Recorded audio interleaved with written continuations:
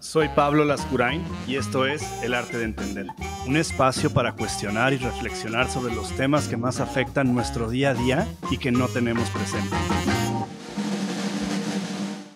Hola, ¿qué tal? Bienvenidos a un nuevo episodio del Arte de Entender, el podcast donde nos gusta cuestionar y traer ideas a la mesa que no son las típicas o que no es de lo que se habla todos los días. El día de hoy tenemos un concepto bastante interesante. Yo empecé a escucharlo tal vez hace unos 6, 7 años, pero creo que se ha ido polarizando y magnificando de una forma importante. Y este concepto habla como de la mente social, ¿no? La mente colectiva. Cuando hablamos de este concepto, básicamente la premisa principal es que partimos de cómo nosotros como individuos nos comportamos, lo que queremos, lo que buscamos, y por otro lado, cómo cuando hay un contexto social, cuando hay un contexto colectivo, las cosas cambian. Entonces, hoy les voy a compartir cuatro puntos que me parecen los más importantes para entender este fenómeno de la mente colectiva o la mente social, y van a empezar a ver cómo todos en mayor o en menor medida en nuestro trabajo, en nuestra familia, con nuestros amigos, acabamos siendo víctimas un poco de esta mente colectiva, ¿no? Entonces, el primer punto que me gustaría traer a la mesa, porque aparte creo que hoy es bastante evidente en las generaciones más grandes, pero sin embargo las generaciones más nuevas ya vienen como con muchas ganas de retarlo, es el poder de la conformidad. ¿Con qué te conformas? ¿Con qué, aunque no sea lo que tú esperas, encuentras una zona de confort, ¿no? Y encuentras una zona en la que si eso implica eh, que los demás estén bien, tú asumes una posición, ¿no? Entonces, básicamente, cuando hablamos del poder de la conformidad o de conformarse, de lo que estamos hablando es cómo la presión social puede influenciar nuestros pensamientos, nuestros comportamientos, nuestras opiniones.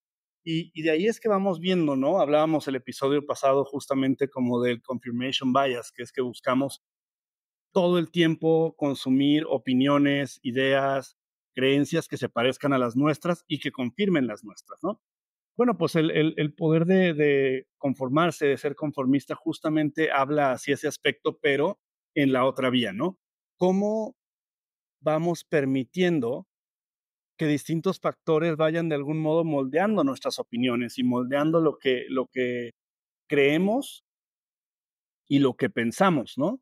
Es interesante cómo esta presión social para muchas personas se desenvuelve como tener hijos, en otras se desenvuelve estudiando una maestría, en otras se vuelve como todas estas cuestiones que podemos de algún modo hacer un link entre ellas y las expectativas, ¿no? Que es un tema que hemos visto en distintos episodios, pero cómo estas expectativas que básicamente se refieren a cómo lo que los demás les gustaría o necesitan ver o saber de nosotros, se adopta en nuestra propia mente y en nuestras propias acciones para sentir una obligación y cumplirlo, ¿no?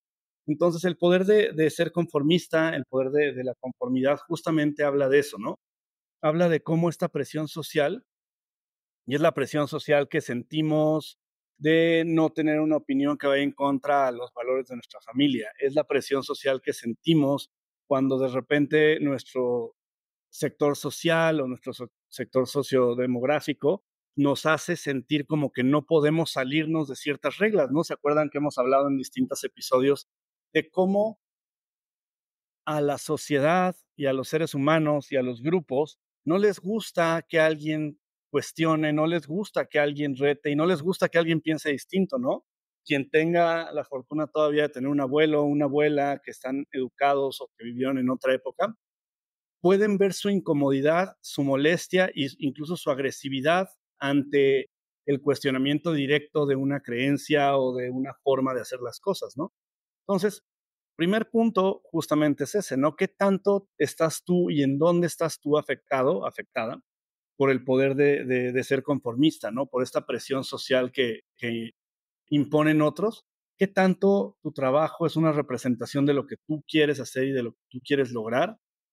¿O de la mejor opción para afrontar una situación económica, de familia o de cualquier tipo en este momento? ¿Qué tanto es eso y qué tanto viene derivada de lo que otros creen y de la presión que ejercen sobre ti? Lo mismo con tu familia. ¿Eres una persona que quiere o no tener hijos y por qué? Hace poco platicábamos en un grupo justamente eso, ¿no? ¿Cuáles son las razones para tener un hijo? ¿Cuáles son las razones para tener una hija? Porque parecería que en la mayoría de los casos se posicionan como en dos grandes mundos, como en el mundo de que eso es lo que sigue y eso es lo que se espera. Por eso estamos hablando del poder de ser conformista. Lo hago porque eso es lo que se espera. Y la otra gran categoría que estábamos analizando justamente era la parte de, me da curiosidad, me parece que si los demás dicen que es una experiencia excepcional e irrepetible, pues se me antoja vivirla, pero entonces empieza a sonar como una decisión muy a la ligera, ¿no? Como, pues tengamos un hijo y a ver qué pasa. Y sin duda es una de las decisiones más impactadas por este conformismo, por esta conformidad que ejerce la presión social en nosotros. Ese es el primer punto del día de hoy. El segundo punto, que también creo que si todos lo entendiéramos más, podríamos también nosotros entender muchas veces por qué nos decepcionamos a nosotros mismos o por qué nos reaccionamos o nos comportamos ante una injusticia, ante una grosería, ante cualquier cosa que pasa frente a nosotros. ¿Por qué no reaccionamos o no hicimos lo que pensándolo en nuestra casa hubiéramos hecho, no? Y, y en gran medida se debe a algo que se llama el efecto, en inglés se llama the bystander effect, pero básicamente habla de esto, ¿no? De cómo esta complicidad, de algún modo, que se genera entre los que ven una situación, los que son testigos de una situación, genera una reacción muy distinta, ¿no? Es bastante famoso y conocido este tema de que si hay 100 personas y ven que una persona le están asaltando o le están robando algo, lo más probable es que nadie haga nada. Y justamente es porque si otro no hace algo, tú no sientes la validación o la seguridad de hacerlo. Entonces, ¿qué acaba pasando? Que tenemos un bystander effect, ¿no? Actuamos en grupo porque tenemos una colectividad compartida que nos hace ser así. Por eso cuando estamos, por ejemplo, en una situación de trabajo y el jefe le empieza a gritar o le empieza a faltar el respeto a algún compañero, nadie hace nada. Y tristemente la mayoría de los casos no es porque piensen que está bien que lo reprima o porque está bien que le falte el respeto, sino más bien se deriva justamente de este efecto, ¿no? Del efecto de bystander. La reflexión siempre cabe, ¿no? En decir, ¿qué tanto tengo que conservar yo mi individualidad? Y si yo siento que es incorrecto que le griten a un compañero, si yo siento que es injusto lo que está pasando, ¿qué tanto actúo independientemente de que las otras 15 personas que estén ahí hagan algo o no hagan algo, ¿no? Al final es una decisión personal y una creencia personal en la que decidimos actuar o no.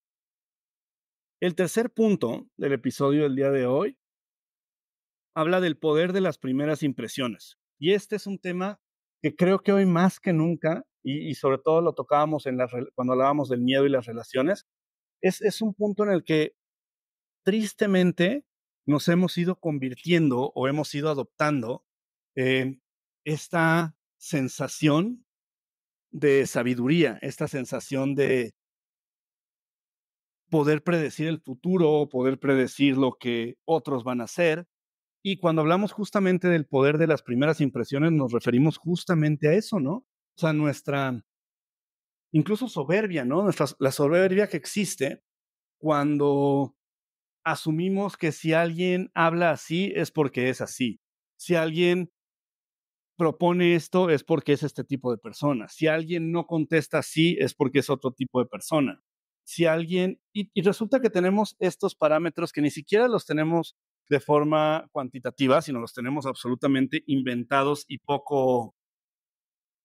poco exactos, ¿no? Poco definidos. Y acaba pasando eso. Básicamente lo que acaba pasando es que juzgamos a los demás, ¿no?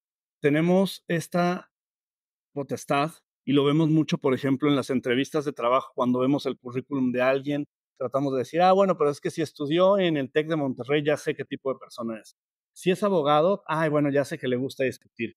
Si es contador, le encantan las matemáticas. O sea, estas sobresimplificaciones que aplican en la vida laboral, pero que también apliquen en la vida profesional, ¿no?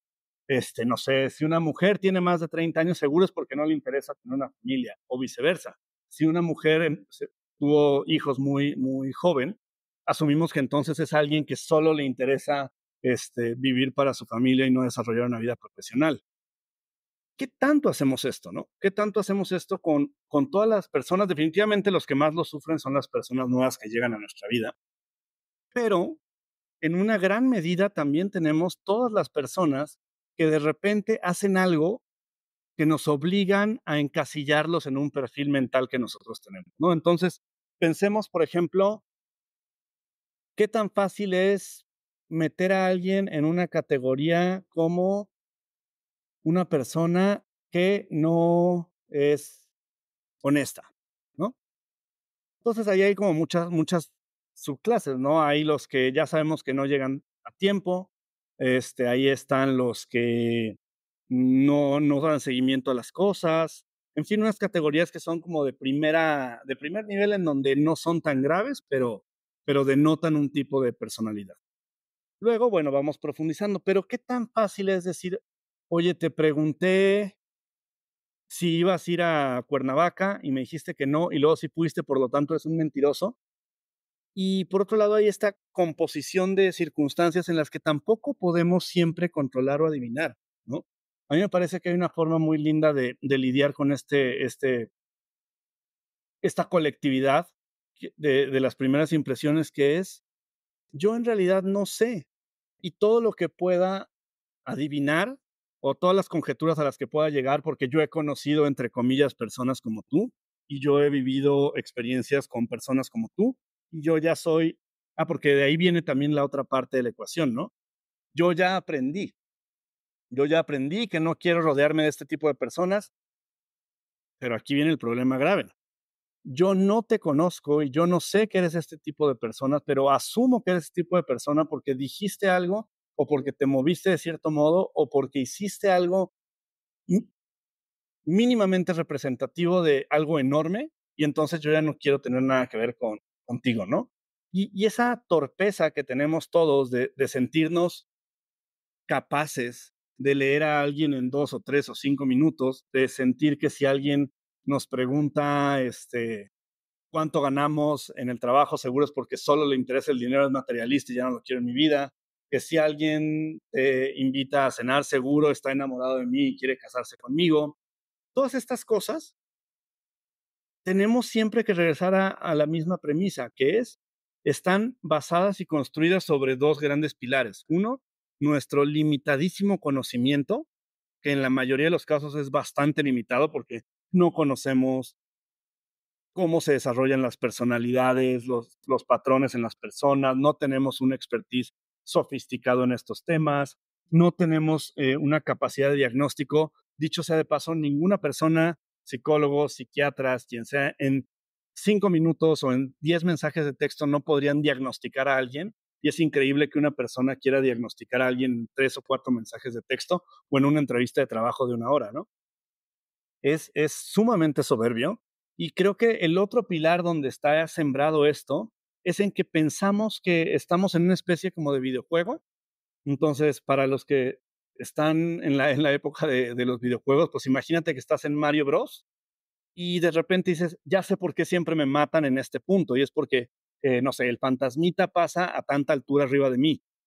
Y ahí está la primera gran torpeza, ¿no? Que es, bueno, entonces yo ya aprendí en la vida real con humanos, con un set de actores profundamente variables. Nosotros somos una variable, los demás son una variable, el contexto es una variable, pero decidimos que es como Mario Bros, en donde si a nosotros ya no nos gustó que alguien no nos contestara el teléfono la primera vez, porque esa persona eventualmente nos puso el cuerno o nos fue infiel, ahora ya sabemos que todas las personas que no contesten a la primera vez son infieles, y ya me aprendí cómo pasa el fantasmita en Mario Bros, ¿no? Lo cual, pues evidentemente es una falta de entendimiento como de todo el contexto de comportamiento humano.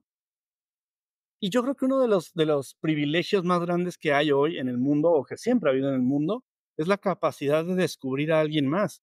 Y claro que va a haber muchas ocasiones en donde no nos gusta la persona, ni para una amistad, ni para ser nuestro colega de trabajo, ni para ser nuestro socio, ni para ser nuestra pareja, y es normal, ¿no?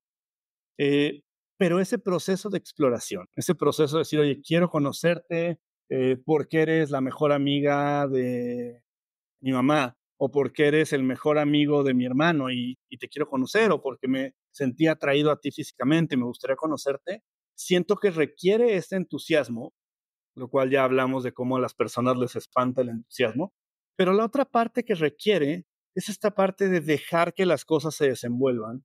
Y no hablo que se desenvuelvan en un carácter que ahora está muy de moda, como de superficialidad, como de que se desenvuelvan a ver si acabamos en unos besos, sino que se desenvuelvan y que sea la propia interacción entre las personas la que defina si hay un match o no hay un match, si nos caemos bien o no nos caemos bien, en lugar de decir, mira, mejor déjame tratar de diagnosticarte y si te diagnostico y me caes bien y te valido como alguien que vale la pena, te conozco. Y si no, no. Pues en realidad es una forma como bastante superficial de llegar a una conclusión falsa, ¿no? Imagínate que fuera así por la comida y tú hablaras a un restaurante y le dijeras, a ver, platícame tu menú, léeme el menú y ya te voy a decir si está buena la comida o no.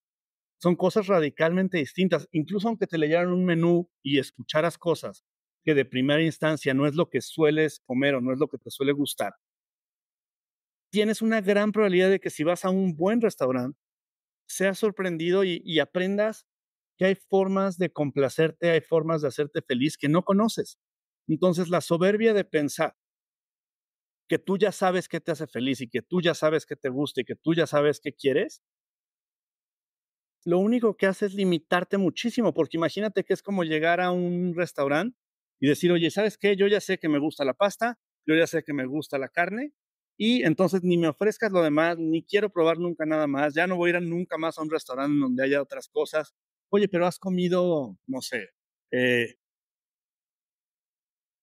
atún de tal tipo. No me interesa porque yo ya sé que no me gusta el pescado, ¿no? Y haces estas grandes categorías, ¿no? Entonces, este es el poder de las primeras impresiones.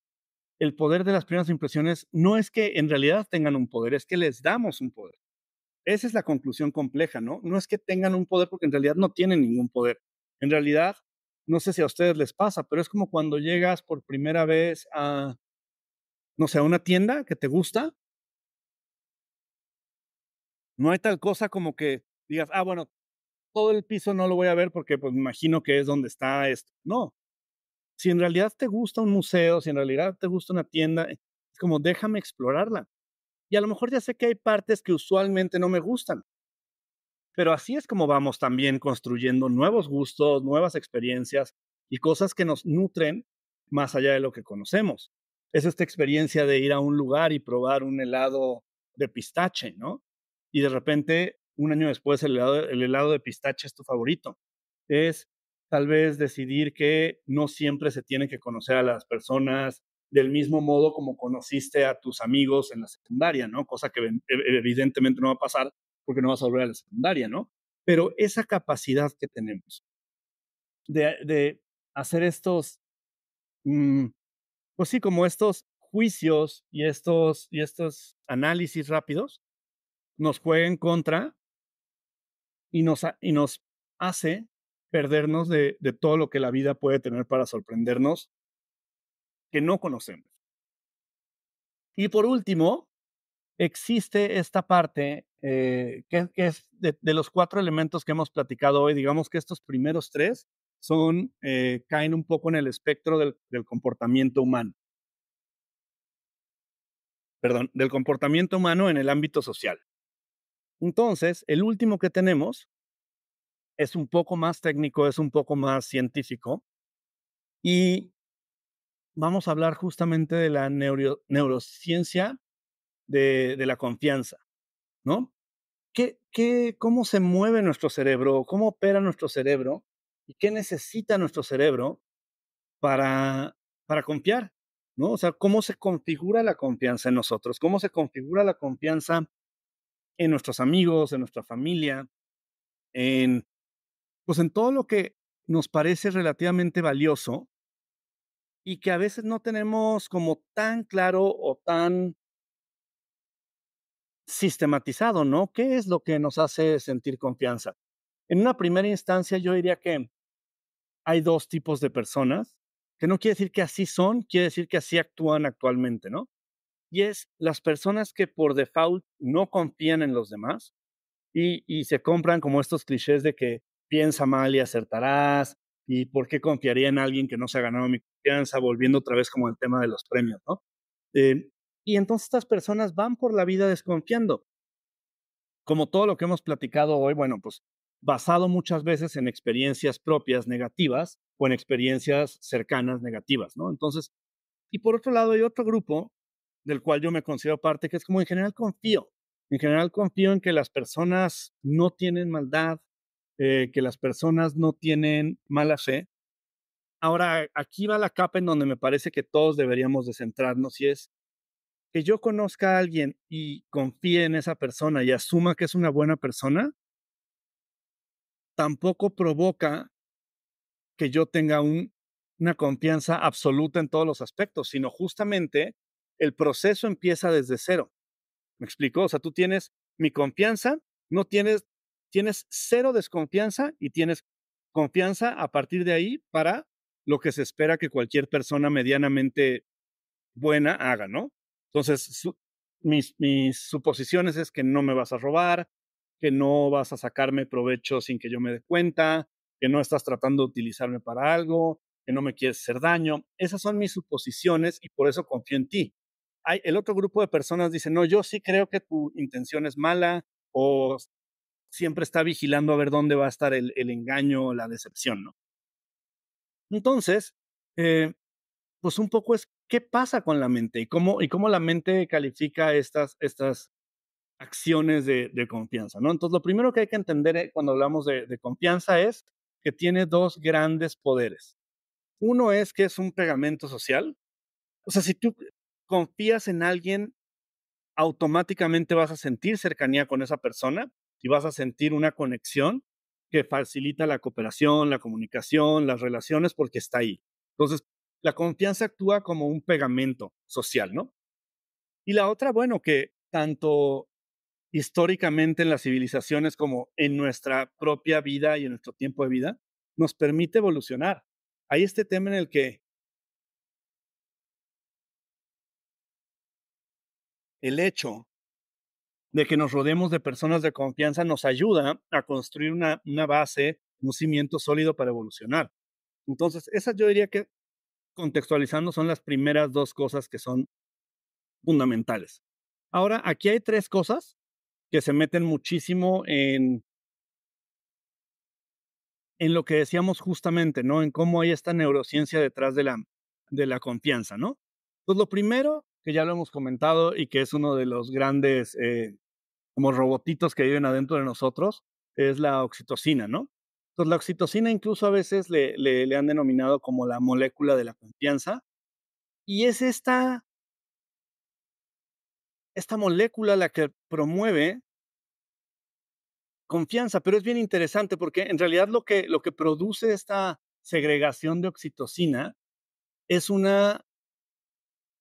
como una interacción social positiva, ¿no? Entonces, tú tienes una interacción social positiva, imagínate que vas con alguien y te diviertes mucho, aun y cuando a lo mejor no haya habido intimidad de hablar de temas más profundos, de conectar emocionalmente, como tu cuerpo libera esta oxitocina, tu percepción a nivel emocional cerebral es que empieza a crearse un nivel de confianza, porque más allá de tu nivel de conciencia o si es algo que tú notas, al liberarse oxitocina, tu cerebro asume como construcción de confianza. Entonces, esa es la primera parte que tenemos que entender. Por eso, a veces también es fácil decepcionarse de personas muy encantadoras. ¿Por qué? Porque no es que qué tonto, qué tonta que confiaste y no te dio motivos. No, a ver, tuviste niveles altos eh, de segregación de oxitocina y eso te confundió. Es normal, no es que tú seas tonto, no es que tú seas tonta, sino es algo bastante normal que tienes que vigilar. Tienes que recurrentemente preguntarte, ¿debo de confiar en esta persona? ¿Me ha dado elementos? Porque la oxitocina es cabrona y es muy fácil que te confunda. La segunda, que es la amígdala y el córtex prefrontal, pues justamente también como tienen toda esta carga de, ya hablábamos del fight or flight risk, como que o peleas o escapas y todo esto, ahí vive el miedo. Entonces, claro que la confianza en general está profundamente atacada por el miedo. Si algo te da miedo, es imposible que te dé confianza, ¿no? Y un poco viceversa, si algo te da mucha confianza, no es que desaparezca por completo el miedo, pero tendrás menos miedo, ¿no? Hablando específicamente de la situación. Entonces, cuando hablamos del miedo, pues tenemos que entender que cuando algo nos da miedo no es que desconfiemos necesariamente. Puede ser que desconozcamos, puede ser que tengamos un trauma pasado, puede ser que tengamos una mala experiencia pasada, pero no podemos asumir que simplemente es un tema de falta de confianza o de que la otra persona no se merece nuestra confianza. Y por último, está como todo este tema de la neuroplasticidad y cómo nuestro cerebro también va transformándose y tiene la habilidad de cambiar y adaptarse a través de la vida, ¿no? Entonces, estas formas en las que alguien nos enseñe cómo confía en una tercera persona, si nosotros tenemos una hermana que confía profundamente en alguien, nosotros tenemos esta neuroplasticidad de tratar de encontrar por qué confía y adoptar esos indicadores de confianza, ¿no? Esos indicadores que nos van a ayudar a confiar. Entonces, ese es un poco muy por encimita y muy brevemente cómo funciona esta parte de la confianza y por qué la confianza, en efecto, muchas veces se vuelve un tema social, ¿no? Muchas veces asumiríamos que si vamos a tener una cita con el hijo de unos amigos de nuestros papás, pues seguros de confianza, pues no necesariamente, ¿no? Ahí es donde entran como estos sesgos de la mente colectiva, ¿no? Tenemos que crear nuestros propios mecanismos de, de, de, de confianza, de desarrollar cómo nosotros podemos tener nuestros propios procesos. Para mí la confianza, como les decía, es algo que empieza y la tengo, pero soy vigilante. Soy vigilante cuando siento que algo no tiene mucho sentido, cuando me piden algo que no necesariamente, a ver, por ejemplo, conozco a alguien 2 días y me pide 30,000 pesos, ¿no? No se los voy a prestar. Y no es porque no confíe, es más bien porque no tengo una razón para prestárselos.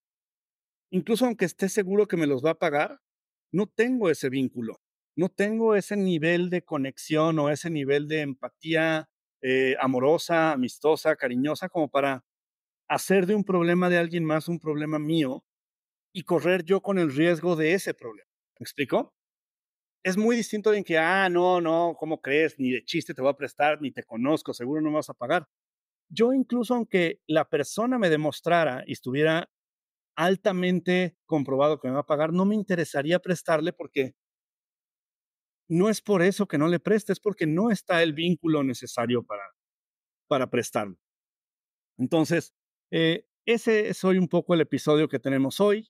Seamos conscientes justamente de cómo esta conciencia social, esta conciencia colectiva nos juega bromas, como todos los temas que hemos visto en los últimos 2 episodios, ¿no? Y tratemos de ser conscientes de cómo nos conformamos cuando no queremos, cómo tenemos este bystander effect cuando no actuamos porque otros no actúan. Evitemos diagnosticar a los demás, evitemos adivinar a los demás y sobre todo basemos nuestras relaciones y nuestros entusiasmos y nuestros amores en procesos de construcción de confianza bonitos y positivos. Entonces, mi consejo es, yo sé que todos hemos vivido cosas muy distintas, pero darle a todas las personas en una primera instancia el beneficio de la duda y al mismo tiempo ser consciente que no por eso somos ciegos. A mí me parece que es como el balance más bonito para desarrollar cualquier tipo de relación profesional o personal. Entonces, muchas gracias por acompañarme en este episodio. Como siempre, me hace feliz poder platicar con ustedes Y muy pronto viene episodio con invitada especial, muy pronto viene otro episodio de preguntas y respuestas.